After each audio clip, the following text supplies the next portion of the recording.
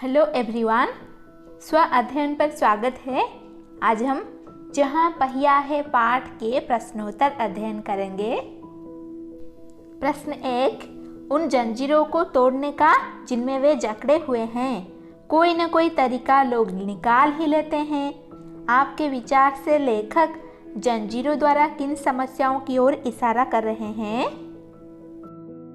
उत्तर, हमारे समाज में अनेक ऐसी समस्याएं हैं, जैसे पुरानी रूढ़िवादी विचारधारा एक सबसे बड़ी समस्या है।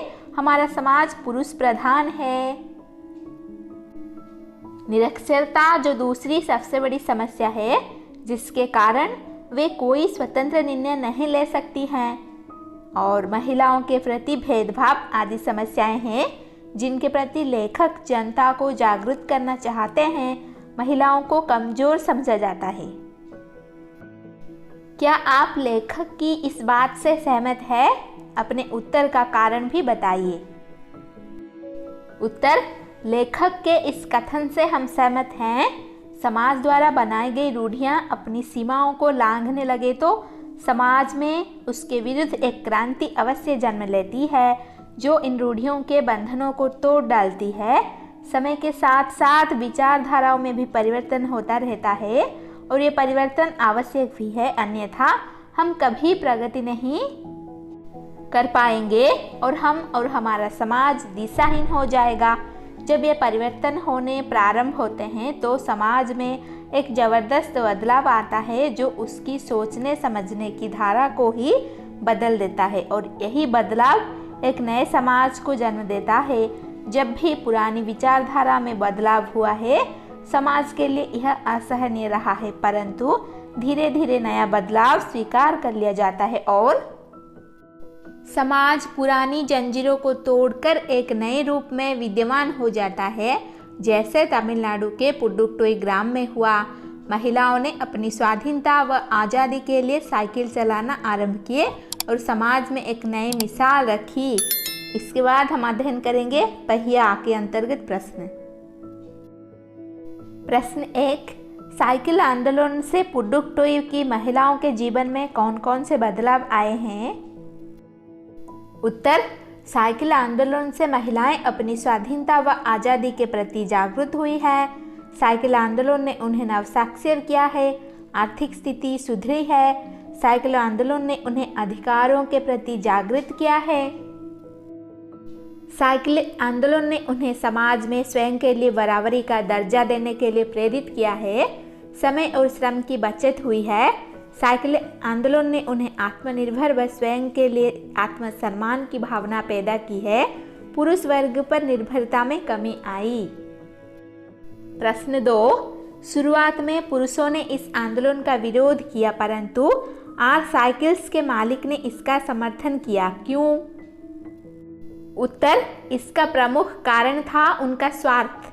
वे इस गांव के एकमात्र लेडीज साइकिल डीलर थे, तो महिलाओं की इस जागृति में उनका साथ देना लाजमी होता है। महिलाओं ने जब आज़ादी का सम्मान करते हुए साइकिल आंदोलन को अपना हथियार बनाया, तो आज साइकिल्स के मालिक की आय में वृद्धि होना स्वाभाविक था। आज उनकी सालाना आय दुगनी से तिगुनी हो चुकी है, तो वो इसका समर्थन अवश्य करेंगे।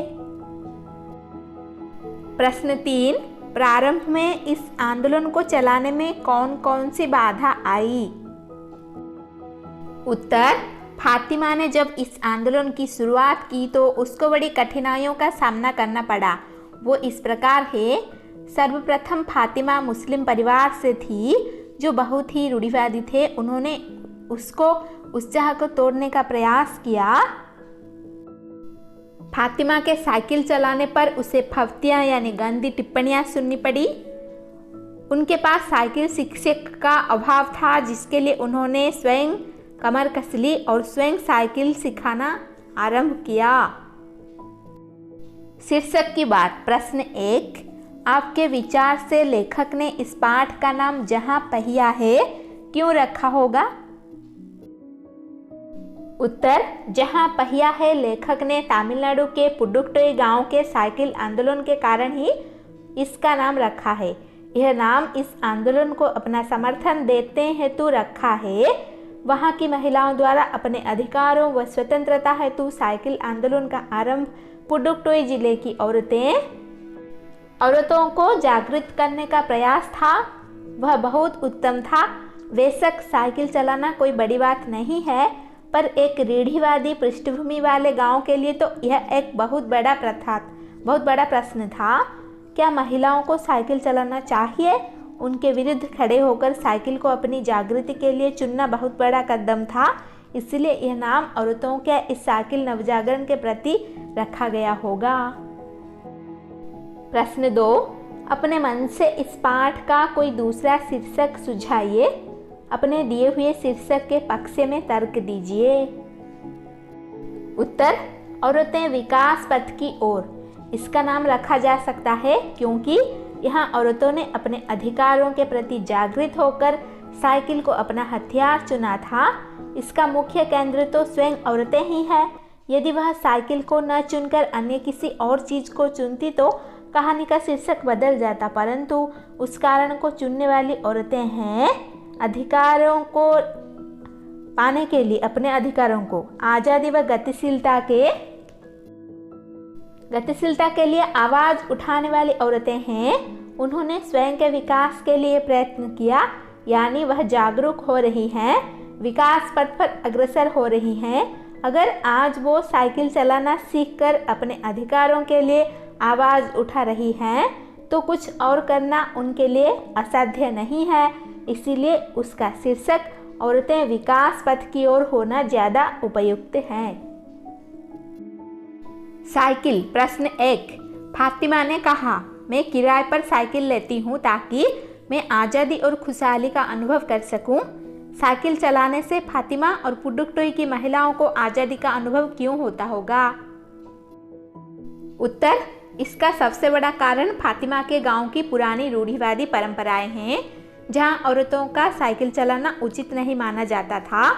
उनके विरोध में खड़े होकर अपने को पुरुषों की बराबरी का दर्जा देकर स्वयं को आत्मनिर्भर बनाकर फातिमा ने जो कदम उठाया, उससे उसने स्वयं को अपने जैसी अन्य महिलाओं को सम्मान दिया है। उसे आज़ादी का अनुभव करना लाजमी है।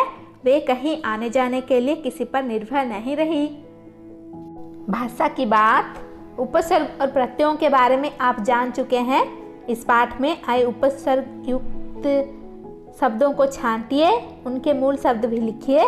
आपकी सहायता के लिए इस पाठ में प्रयुक्त कुछ उपसर्ग और प्रत्यय इस प्रकार है: अभि, प्र, अनु, परि, वि, इक, वाला, ता, ना। और अब हम इसका उत्तर देखेंगे। अभि अभिमान, प्र प्रयत्न, अनु अनुसरण, परि परिपक्व, वि विशेष।